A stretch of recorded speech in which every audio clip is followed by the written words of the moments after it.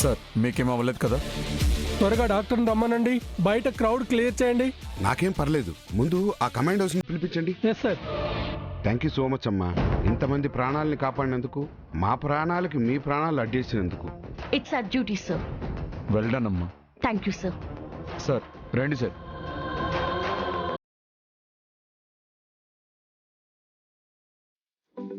Madam sir phone. Jai Hind sir. Jai Hind JD. I am very proud of you and your team. Thank you so much sir. మన side no casualties కదా? No sir. Okay, ఆఫీసులో కలుద్దాం. జై Hind sir. జై హింద్.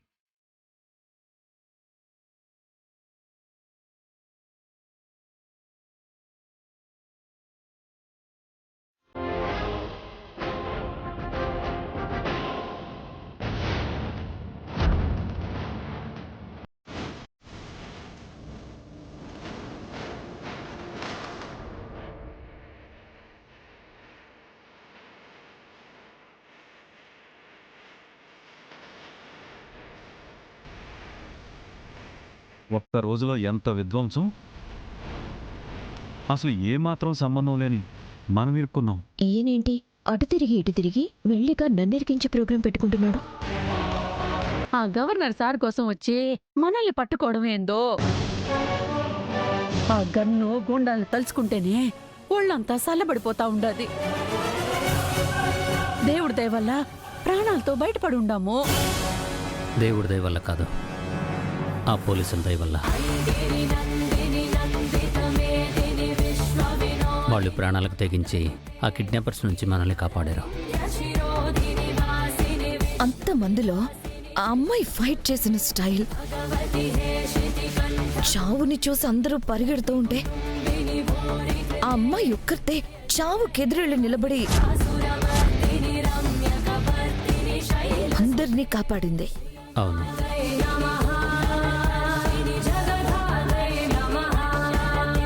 ఆ పంచులు power, గుండెల నిండా ధైర్యంతో ఒక్కో అడుగు వాళ్ళ వైపు వేస్తూ ఉంటే ఆ దేవతే మనల్ని కాపాడడానికి వచ్చినట్టు అనిపించింది.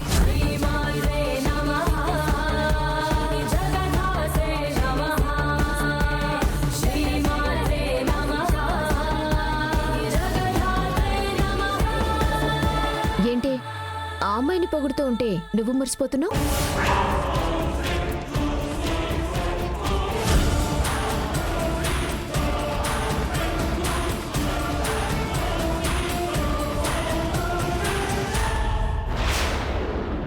ఆ అమ్మాయి హైట్ వెయిట్ ఇంచుమించు నీలానే ఉంది జగదాత్రి.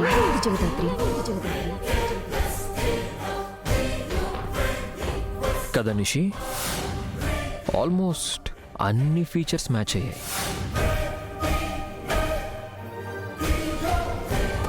ఆ పక్కనున్నది కూడా కేదార్లానే ఉన్నాడు.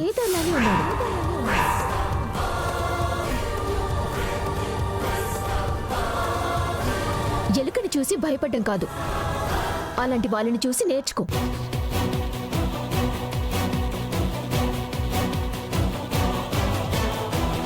ఏంటి సిస్టర్, మీరు ఎలకని చూసి భయపడతారా? అవును. ఏంది నువ్వంత పిరికిదానివా?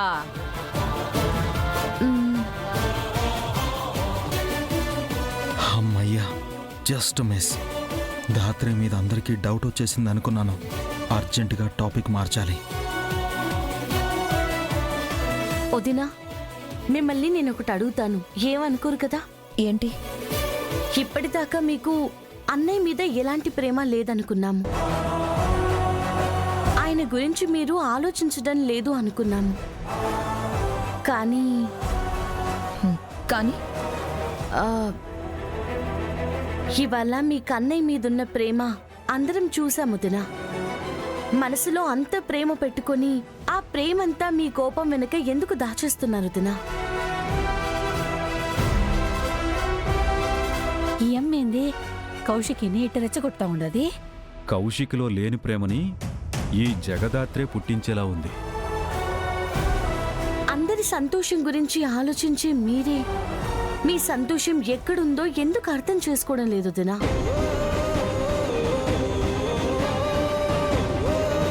మీరన్నయ్యని ఇంకా మర్చిపోలేదని మాకు తెలుసు. నాకెవరూ గుర్తులేరు. ఈ ప్రేమలో అవసరం లేదు.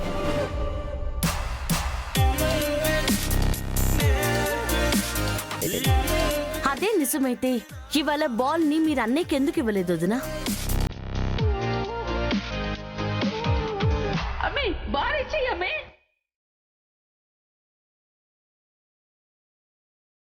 అన్నయ్య మీద ప్రేమ లేనప్పుడు ఆయన ఏమైపోతే మీకెందుకు?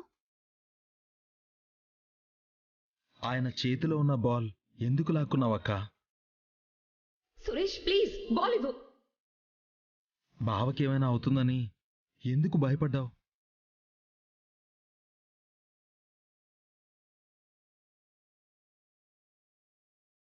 అన్నయ్య ప్రాణాలకి మీ ప్రాణాలు అడ్డేసినప్పుడే మీ ప్రేమ అందరికీ బయట పడిపోయింది వదినా. కౌశికి పిచ్చి పిచ్చి పనులు చేయకు, బాలివు.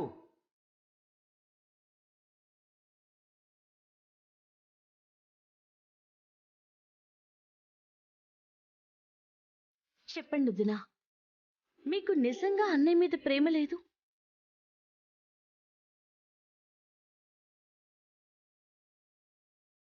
కౌశికి ఇప్పుడు ఉందని చెప్తుందా ఏంది? అక్క, మాకు చెప్పాల్సిన అవసరం లేదక్క. నీ మనస్సాక్షికి తెలుసు కదా. ప్రేమ లేకుంటే ఎవరు ఎన్ని చెప్పినా వేస్టే గాని ప్రేమ ఉంటే మాత్రం ఇప్పటికైనా పంతం వదిలే అక్క. చేజారిపోయాక మీరెంత బాధపడినా వేస్ట్ వదినా. మీ మీద గెలవడానికి ఆ దివ్యాంక పెళ్లి అంటుంది. కానీ మీరొక్క మాట చెప్పినా అన్నయ్య అన్ని వదులుకొని మీ దగ్గరకు వచ్చేస్తారు.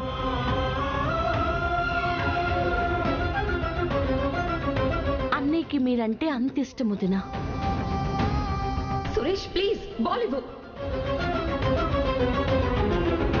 పోనీ నీకు మాట్లాడడానికి ఇబ్బంది అంటే చెప్పక్క, నేను బావతో మాట్లాడతాను. ఏదో ఒకటి చెప్పేసి వెళ్ళండి వదినా. నా కోసం ఎవరితోనూ మాట్లాడాల్సిన అవసరం లేదు. ఎలా జరగాలని రాసిపెట్టుంటే అలాగే జరుగుతుంది.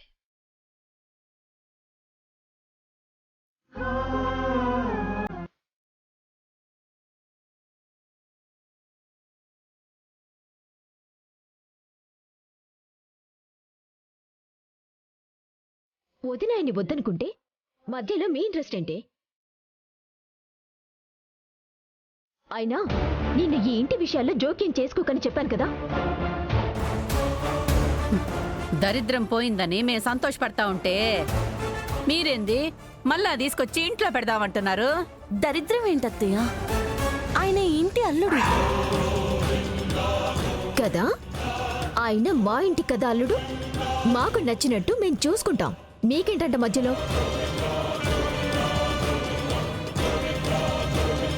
వాళ్ళు కరెక్ట్గానే మాట్లాడారు కదమ్మా. కౌశికి మౌనంలోనే సురేష్ మీద ఎంత ప్రేమ ఉందో తెలిసిపోతుంది. అయినా ఇద్దరిని కలపడానికి బంధమే ఉండాలా?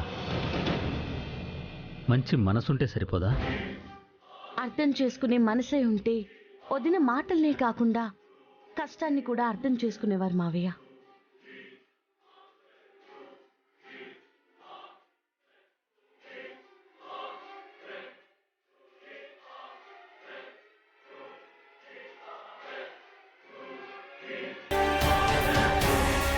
చూసావా అత్తయ్య ఎంత పొగరుగా మాట్లాడిందో? అది పక్కన పెట్టు, ముందు ఇక్కడి నుంచి వెళ్ళిపోదావురా. పద.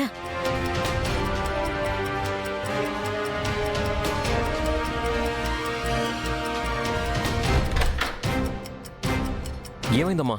ఎందుకు అందరిని పిలిచావు? మన నెత్తిన ఒక గుండొచ్చి పడతా ఉండదా బోడా? ఏంటి? ఇంటి మీద రాయి పడుతుందా? అయితే బయటికి వెళ్ళాలి కానీ లోపలికి ఎందుకు తీసుకొచ్చారు? అందరం బయటికి వెళ్దాం పదండి. అల్లుడు ఏంటికి ఏమన్నారు? రండి రండి. అబ్బా, ఇంత తలతిక్కోడివి ఎట్టా బతుకుతావు అల్లుడు? బండి అన్నారు, రాయి అన్నారు, పడుతుందేమోనండి. అయ్యో కూసో. బండ రాయి. ఇప్పుడు వచ్చిన సమస్య ఏంటత్తయ్య? కౌశికి, సురేష్. ఇందాక జగదాత్రి సురేష్ అంటే ఇష్టమా అంటే లేదు అని ఒక్క మాట కూడా అనలేదు. అంటే దాని అర్థమైంది. కౌశికి మనసులో సురేష్ మీద ప్రేమ అలానే ఉంది. అది ఈ రోజు కాకపోయినా రేపైనా బయటపడుతుంది. పడితే పడనివ్వండి మావయ్య, మనకొచ్చిన నష్టం ఏంటి? మనం రోడ్డు మీద పడతాం. మర్చిపోయారా? ఆస్తిలో ఎక్కువ వాటా కౌశికి పేరు మీదే ఉండాది. ఉన్నది ఒక్క కూతురే కాబట్టి ఆస్తి ఇల్లు దాటదనుకున్నా. కానీ ఇప్పుడు మొగుడు తిరిగొస్తే పెత్తనం మొగుడు పిల్లల చేతికి వెళ్ళిపోతుంది. పైగా సురేష్ తక్కువైనడు కాదు. మనం కౌశికి తెలియకుండా మనం నొక్కేసిన డబ్బులన్నీ కనిపెట్టి కౌశికి ముందు డిస్కషన్ మొదలు పెడతాడు. అప్పుడు ఇద్దరికి మనం భయపడాలా? సురేష్ ఇంట్లోకి కౌశికి జీవితంలోకి తిరిగొస్తే మనం అన్యాయమైపోతాం. అయితే వాళ్ళిద్దరినీ కలవకుండా చేస్తే? బావా అక్క కలిస్తేనే కదా ప్రాబ్లం. ఇప్పటికి మీకు ఆ సమస్య, దాని నుంచి ఎలా బయటపడాలో అర్థమై ఉండదు కదా. అమ్మి నిషిక, నువ్వు ఆ దివ్యాంకని రెచ్చగొట్టి ఆ అబ్బిని ఎంత త్వరగా కుదిరితే అంత త్వరగా పెళ్లి చేసుకునేలా చెయ్యి. సరే అత్తయ్య. చాచి బూచి, ఆ జగదాత్రి కేదారు సురేష్ని కౌశికిని కలపడానికి విశ్వ ప్రయత్నాలు చేస్తా ఉండాలి. దాన్ని ఎప్పటికప్పుడు ఫెయిల్ అయ్యేలాగా చెయ్యండి. సరే పెద్దమ్మా. సురేష్ పెళ్ళయ్యేదాకా సురేష్ కౌశికి కలవకుండా ఉండేలా చూసుకుందాం. కౌశికి మనసులో మంట ఆకుండా ఎప్పటికప్పుడు ఆజ్యం పోస్తూనే ఉందాం. సరే బాబాయ్. ఈసారి కౌశికి సురేష్ కలవకుండా ఎట్టయినా ఆపాలా. మీరు అనుకుంటే అయిపోతుంది అత్తయ్య. ఒకసారి అలాగే సక్సెస్ కూడా అయ్యారు కదా. ఏం తల్లుడు? ఏం లేదు అత్తయ్య, మనసు పొరంలో దాచిన ప్రేమని అక్కడే భద్రంగా ఉండేలా చూసుకుందాం అంటున్నా.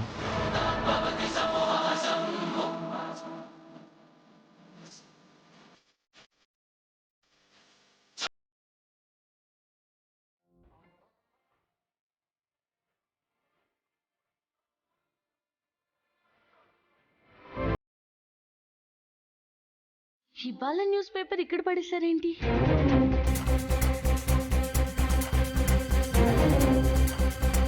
చందాల పేరుతో సిటీలో పెరుగుతున్న అక్రమాలు, అనాథాశ్రమాల పేరుతో ఒక ముఠ జనాల దగ్గర పెద్ద మొత్తంలో డబ్బులు వసూలు చేసి జనాల్ని మోసం చేస్తున్నారని సమాచారం అందింది. అందువల్ల ఎవరైనా చందాలు ఇవ్వదలుచుకుంటే సరైన ఎంక్వైరీ చేసి మళ్ళీ ఇవ్వాల్సిందిగా కమిషనర్ గారు ఆదేశించారు. జనాలు ఎన్ని విధాలు కుదిరితే అన్ని విధాలుగా మోసం చేస్తున్నారు. అయినా ముక్కు మొహం తెలియని వాళ్ళ కబుర్లకి మోసపోయి డబ్బులిచ్చే వాళ్ళు మారితే ఇలాంటి వాళ్ళు కూడా మారుతారు.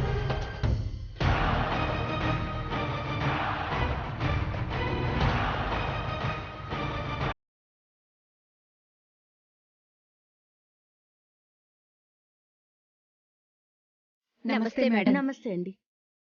ఏయ్, మేడం అన్నది నన్ను. అమ్మాయి అమ్మగారున్నారా అంటే నిన్ను అడిగినట్టు. పోయి పనిచేసుకో. సరే.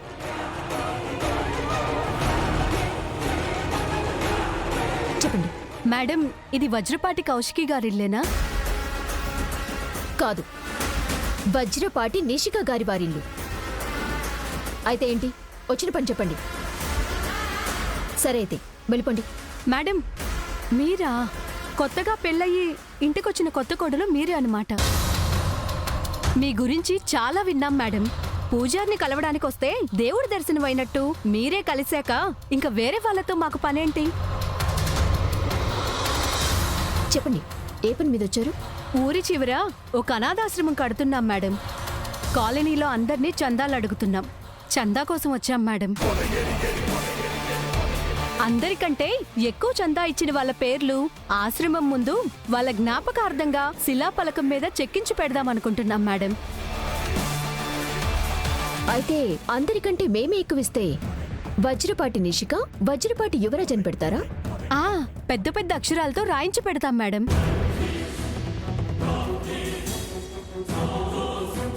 అంటే ఇంకా ఎక్కువిస్తే ఒకరిది శిలా విగ్రహం కూడా పెట్టిద్దాం అనుకుంటున్నాం మేడం. ఏంటి, నా విగ్రహమా? ఆహా, ఓహో, ఈ ఊహ ఎంత బాగుంది. ఏంటి ఇచ్చే 10-20 వేలకి శిలా విగ్రహం పెడతారా? 10-20 వేలు ఇస్తున్నానని నేను నీకు చెప్పానా? మరి లక్షలు ఇస్తున్నావా? అవును, లక్షలే. 3 లక్షలు చందా కింద ఇస్తున్నాను. 3 లక్షలా? అసలు ఈ సిటీలోనే అంత చందా ఎవరు ఇవ్వలేదు మేడం. నిషి, నీకేమైనా పిచ్చా? నీకు ఇక్కడేం పని? పో లోపలికెళ్ళు. మీరు చాలా గ్రేట్ మేడం, సూపర్ అసలు.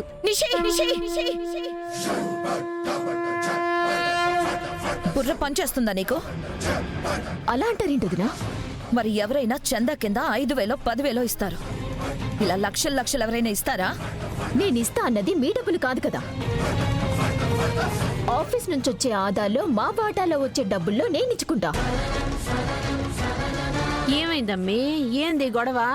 చూడండి అత్తయ్య, నేను మాకు మా ఆయనకు వచ్చే డబ్బు వాటాలు అనాథ శరణాలయం కట్టడానికి డబ్బు ఇచ్చి ఒక మంచి పని చేద్దాం అనుకుంటూ ఉంటే వదిన అడ్డుపడుతుంది. నిషిక,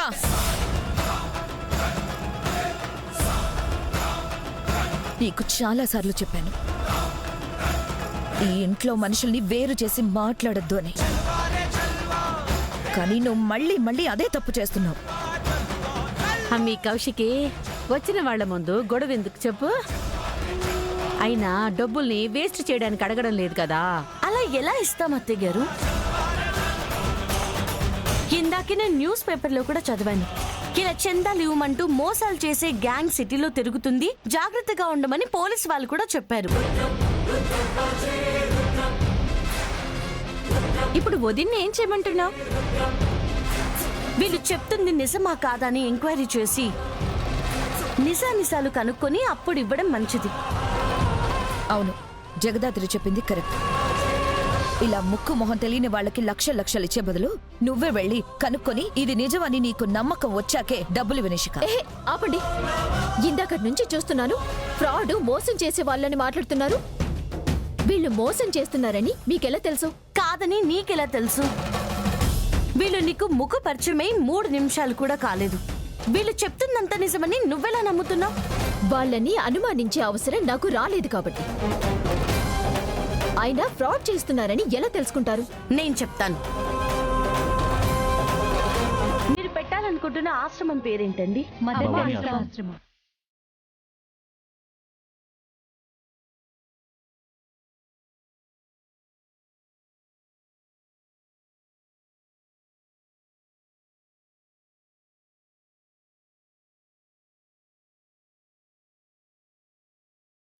అంటే మేడం, ఈ 3 అనుకుంటున్నా, ఇంకా ఏది పెట్టాలో ఫిక్స్ కాలేదు. ఓహో, అయితే ఓకే. ఆశ్రమం ఫౌండర్ ఎవరు? ఆయన పేరేంటి? ఆయన ఏం చేస్తుంటారు? ఇంతకు ముందు ఇలాంటి ఆశ్రమాలు ఆయన ఏమైనా కట్టారా? ఆయన పేరు సతీష్ మేడం, రియల్ ఎస్టేట్. ఇంతకు ముందు ఏం కట్టలేదు. సరే, ఒకసారి ఆయన నెంబర్ ఇస్తారా? నేను మాట్లాడతాను.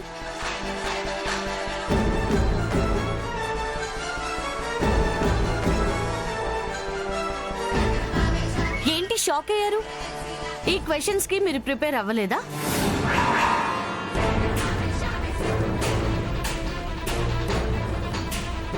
వీళ్ళు నకిలీనా కాదా అని తెలిసిందా నిషి? ఇంకేమైనా ప్రూఫ్స్ కావాలా?